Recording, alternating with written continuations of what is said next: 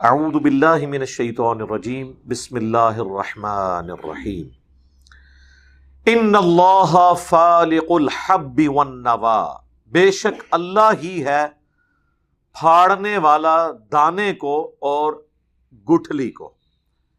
یعنی زمین میں جو ہم اناج بوتے ہیں، گندم کا دانہ بویا جاتا ہے، اسے پھاڑتا ہے اللہ تعالیٰ، دو پتیاں باہر نکلتی ہیں اور پھر ایک اس کا پورا بوٹا لگ جاتا ہے. اسی طریقے سے آپ آم کی گٹھلی کو جب بوتے ہیں، شروع میں دو پتیاں اس کی بھی باہر آتی ہیں، بہرحال پھر سال ہا سال لگتے ہیں، آلموسٹ 8 سال لگ جاتے ہیں اسے پہلی دفعہ پھل دینے کے لیے. تو اللہ تعالیٰ ہی یہ سارے معاملات لے کر چلنے والا ہے. یخرج الحی من المیت، اللہ تعالیٰ نکالتا ہے زندہ کو مردہ سے. زمین مردہ ہوتی ہے، باقی جگہوں پہ قرآن میں آتا ہے کہ ہم مردہ زمین کی طرف بارش بھیجتے ہیں اور ایک دم ہری بھری ہو جاتی ہے. یعنی پوٹینشلی اس کے اندر زندگی ہوتی ہے، لیکن وہ بارش کی برکت سے اللہ تعالیٰ اسے مردے میں سے زندہ نکال لیتا ہے. وَمُخْرِجُ الْمَيِّتِ مِنَ الْحَيِّ، اور نکالتا ہے اللہ تعالیٰ مردہ کو زندہ سے. بظاہر تو انڈا مردہ ہی ہے نا. بعض لوگ سائنٹیفکلی اس کے اوپر اعتراض بھی کرتے ہیں کہ جی وہ انڈے کے اندر زندگی تو ہوتی ہے اور آپ یہ مثال کیوں دیتے ہیں. قرآن چونکہ لٹریچر کی زبان میں بات کرتا ہے، اگرچہ قرآن نے یہ مثال نہیں دی ہے، لیکن ہم سمجھانے کے لیے اپنی دنیا کی زندگی سے پریکٹیکل ایگزامپلس دیتے ہیں کہ انڈا بظاہر مردہ ہوتا ہے، اس میں سے چوزا نکل آتا ہے. مرغی زندہ ہے اور وہ بظاہر ایک مردہ چیز دیتی ہے، یعنی انڈا. لٹریچر کی زبان کے اندر، ہماری کامن آبزرویشن کے اندر تو اسی طریقے سے بات ہوگی. تو زندہ میں سے مردہ، مردہ میں سے زندہ. اور اگر آپ اس کو ایتھیکلی دیکھیں تو کافروں کے گھر مؤمنین پیدا ہو جاتے ہیں، مومنین کے گھر کافر پیدا ہو جاتے ہیں. وہ بھی تو زندہ اور مردہ ہے نا. بخاری و مسلم دونوں میں حدیث ہے کہ اللہ کا ذکر کرنے والا زندہ کی مثل ہے اور اللہ کا ذکر نہ کرنے والا مردہ کی مثل ہے.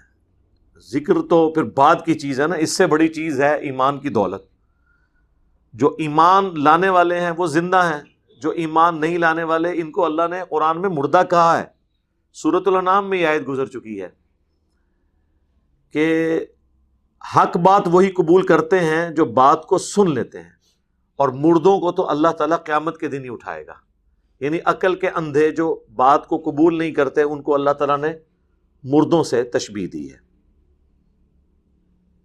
ذالکم اللہ فانا تؤفکون، یہ ہے تمہارا اللہ، تمہارا رب، تو کہاں پھیرے جاتے ہو، کہاں بہہ کے جاتے ہو.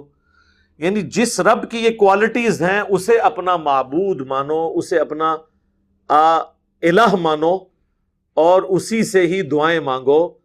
اللہ کو چھوڑ کر اور ہستیوں کی طرف کیوں متوجہ ہوتے ہو، حالانکہ ان کے پاس تو کوئی کوالٹی اس میں سے نہیں ہے کہ وہ گٹھلی میں سے درخت کو نکال لیں، دانے میں سے پودے کو نکال لیں.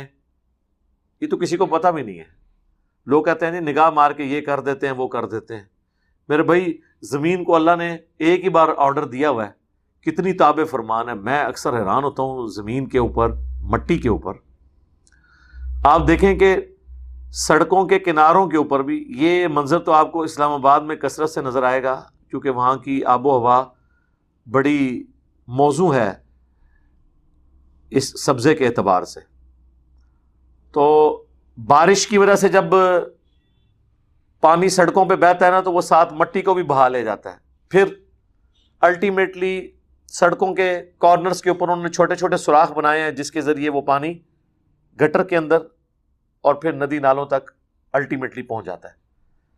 تو وہ جو جن نالوں سے وہ جاتا ہے نا، وہ گٹر میں جب گر رہا ہوتا ہے نا، اس جگہ سارا پانی اکٹھا ہوتا ہے وہ، اور ساتھ مٹی بھی لے کے آیا ہوتا ہے، تو تھوڑی سی مٹی وہاں پہ باقی رہ جاتی ہے. اسی طریقے سے فٹ پاتھ اور سڑک کا جو جوائنٹ ہوتا ہے اس پہ بھی آپ دیکھتے ہیں ہلکی سی مٹی رہ جاتی ہے. جناب اس میں سے بھی پودے نکل رہے ہوتے ہیں. دیکھا آپ نے کتنی تابع فرمان ہے یہ مٹی. بس کسی طریقے سے بھی وہاں پہ بیج پہنچ گیا، چاہے وہ کسی چڑیا کے ذریعے پہنچا، کسی اور جانور کے ذریعے پہنچا.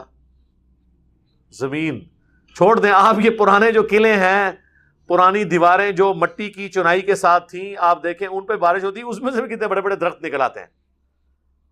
یعنی اللہ تعالیٰ کا آرڈر ہے مٹی کو، دیکھنے میں یہ حقیر چیز ہے لیکن اگاتی ہے. دوسری طرف سونا سب سے قیمتی دھات ہے، اس میں آپ بیج ڈالیں تو کچھ بھی نہیں نکلے گا. یہ اللہ تعالیٰ نے مٹی کے اندر کوالٹی پیدا کر دی ہے. تو اللہ تعالیٰ فرما رہا ہے یہ ہے تمہارا رب اللہ، اسے اپنا معبود مانو جس کی یہ کوالٹیز ہیں.